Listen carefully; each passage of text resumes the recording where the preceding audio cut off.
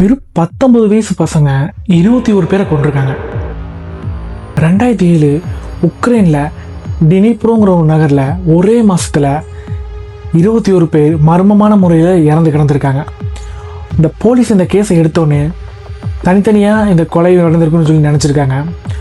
ஆனால் சில அடையாளங்களும் சில தடயங்களும் சில பொருட்களையும் வச்சு பார்க்கும்போது வெறும் 19 வயசு பசங்க இந்த 21 பேரை கொண்டிருக்காங்கன்னு தெரிய வந்திருக்கு. இந்த 3 பேரையும் கண்டுபிடிச்சி விசாரிக்கும் போது பல உண்மைகள் வந்திருக்கு.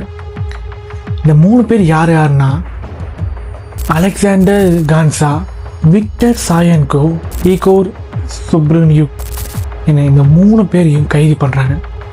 கைது பண்ணி விசாரணையில் அவங்க என்ன சொன்னாங்க தெரியுமா?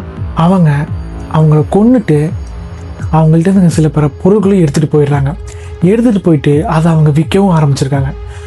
ஒரு படிக்கு மேலே என்ன பண்ணியிருக்காங்கன்னா அவங்கள கொல்லும் போதும் வீடியோ ரெக்கார்ட் பண்ண ஆரம்பிச்சிருக்காங்க.